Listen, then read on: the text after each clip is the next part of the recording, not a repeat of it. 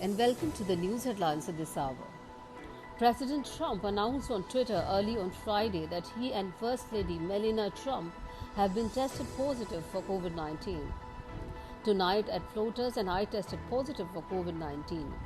We will begin our quarantine and recovery process immediately. We will get through this together, Trump wrote. Trump made the announcement about 2 hours after he said he and the First Lady were waiting for our test results, following the news that Hope Hicks, a top White House aide with whom they had recently traveled on Air Force One, had been tested positive.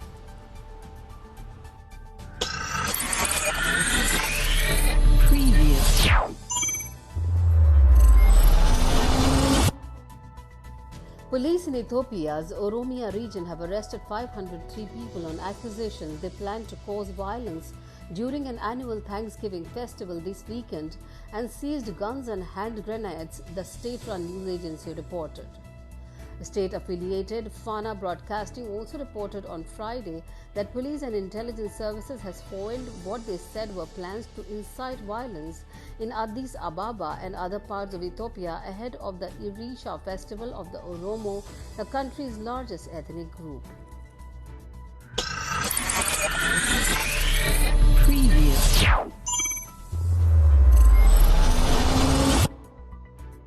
The leader of a party fielding the second highest number of candidates for Myanmar's November election has been arrested after local media reported allegations of a shady past, including a prison escape and financial fingering.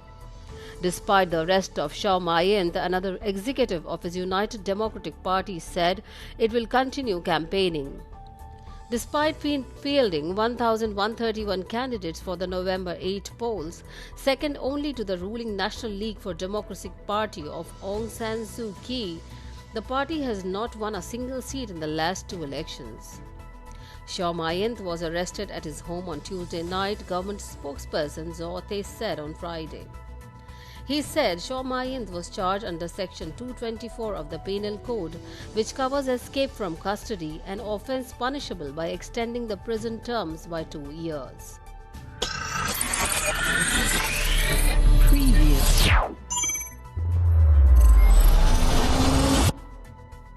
Swarms of earthquakes continue to rattle the Salton Sea area in Southern California, with more than a dozen sizable quakes since midnight, the U.S. Geological Survey reported on Thursday. Most of the tremors are below 3 magnitude, but a few earthquakes registering over 4.5 magnitude have been recorded. The agency has recorded at least 240 quakes by Wednesday night. One of the largest storms we have had in the Imperial Valley, and it's historically the most active storms in SoCal, seismologist Lucy Jones wrote on Twitter. The quake swarms are located in an area of diffuse seismic activity between the San Andreas Fault in north and the Imperial Fault to the south. Previous swarms happened in 1991 and 2012.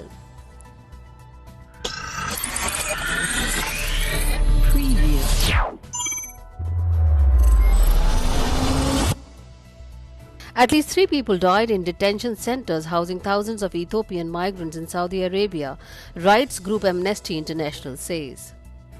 The migrants were facing unimaginable cruelty, including being chained together in pairs and using their cells' floors as toilets, the rights group said. It also urged Saudi authorities to improve conditions of the centers. The detainees were expelled from the neighboring Yemen. The Ethiopian migrants had been working in northern Yemen but were forced out of Houthi rebels, Amnesty said. According to UN's International Organization for Migration, some 2,000 Ethiopians remain stranded on the Yemeni side of the border without food, water, and health care. Thousands of Ethiopians go to Saudi Arabia for work, making the kingdom nation a key investor and source of foreign remittance for Ethiopia.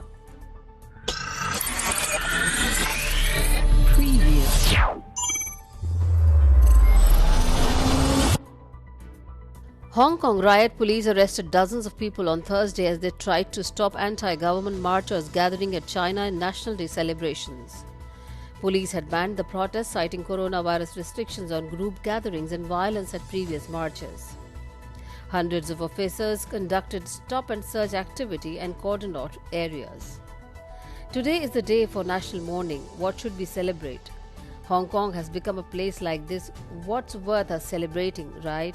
Protesters wanted to march against Beijing's imposition of a sweeping national security law on June 30th and demand the return of 12 Hong Kong people who were arrested at sea by Chinese authorities in August as they tried to reach self-ruled Taiwan.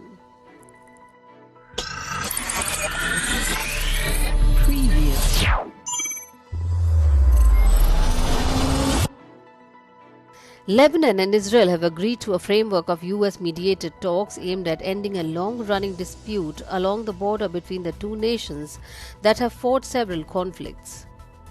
Still in a formal state of war, Lebanon and Israel have contested their land and maritime borders for decades, namely over an area in the sea on the edge of 3 Lebanese offshore energy blocks.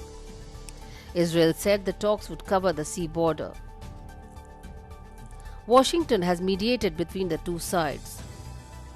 This is a framework agreement, not a final one, Lebanese parliament speaker Nabi Berri told reporters less than a month after the United States imposed sanctions on the top aide of corruption and financially enabling Hezbollah, the Iran-backed Lebanese group which Washington deems as a terrorist organization. The heavily armed Hezbollah and Israel saw enemies last fought a war in 2006. This is Jyoti reporting for Our Voice.